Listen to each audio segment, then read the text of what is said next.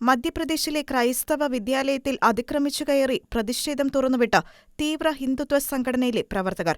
ഹൈന്ദവ മതവിശ്വാസത്തോട് അനാദരവ് കാണിച്ചുവെന്നാരോപിച്ചും സന്യാസിനിയായ school പ്രിൻസിപ്പലിനെതിരെ police അന്വേഷണം വേണമെന്നും ആവശ്യപ്പെട്ടായിരുന്നു പ്രതിഷേധം. അതേസമയം സ്കൂളിനെ ലക്ഷ്യം വെച്ചുള്ള ഗൂഢാലോചനയുടെ ഭാഗമാണ് ഈ നീക്കമെന്ന് സാഗർ ജില്ലയിലെ ഡിയോറയിലുള്ള saint Mary's convent school principal sister Sarita Joseph പറഞ്ഞു. ഹൈന്ദവ ദേവന്റെ ചിത്രം നോട്ടീസ് ബോർഡിൽ നിന്ന് നീക്കം ചെയ്തെന്നാരോപിച്ച് സെപ്റ്റംബർ 26-ന് സ്കൂൾ ഗേറ്റിനു മുന്നിൽ ആൾക്കൂട്ടം തടിച്ചുകൂടുകയും പ്രതിഷേധക്കാരിൽ ചിലർ പ്രിൻസിപ്പലിന്റെ ഓഫീസിലേക്ക് ബലമായി കയറി ചോദ്യം ചെയ്യൽ ആരംഭിക്കുകയുമായിരുന്നു. പ്രതിഷേധക്കാർ പ്രകടനം ശക്തമാക്കിയതോടെ സ്കൂൾ ജീവനക്കാർ പോലീസിന്റെ സഹായം തേടി. പ്രിൻസിപ്പലിനെതിരെ നടപടിയെടുക്കണമെന്നും സ്കൂളിനുള്ള സർക്കാർ അംഗീകാരം പിൻവലിക്കണമെന്നും പ്രതിഷേധക്കാർ ആവശ്യപ്പെട്ടു.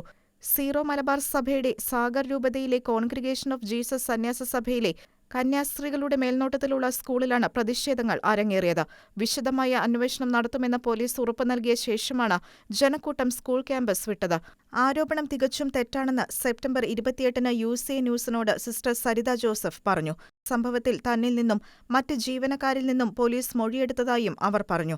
സ്കൂളിൽ മതത്തിന്റെയോ ജാതിയുടെയോ അടിസ്ഥാനത്തിൽ ആരോടും വിവേചനം കാണിക്കുന്നില്ലെന്നും എല്ലാ വിദ്യാർത്ഥികൾക്കും തുല്യമായ വിദ്യാഭ്യാസമാണ് നൽകുന്നതെന്നും സിസ്റ്റർ കൂട്ടിച്ചേർത്തു. സ്കൂളിന്റെയും അതിലൂടെ ക്രൈസ്തവ സമൂഹത്തിന്റെയും പ്രതിച്ഛായ തകർക്കാനുള്ള ശ്രമമായിട്ടാണ് സംഭവം വിലയിരുത്തപ്പെടുന്നത്.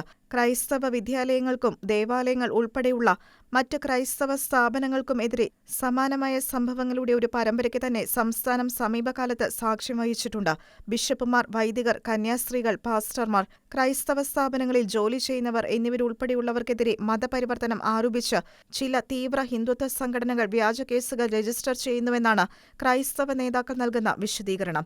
നിയമസഭാ തെരഞ്ഞെടുപ്പിന് മുന്നോടിയായി വർഗീയ ചേരിതിരിവ് സൃഷ്ടിക്കാനുള്ള ചിലരുടെ തന്ത്രമാണ് ഇതെന്ന സംശയവും ഉന്നയിക്കപ്പെടുന്നുണ്ട്.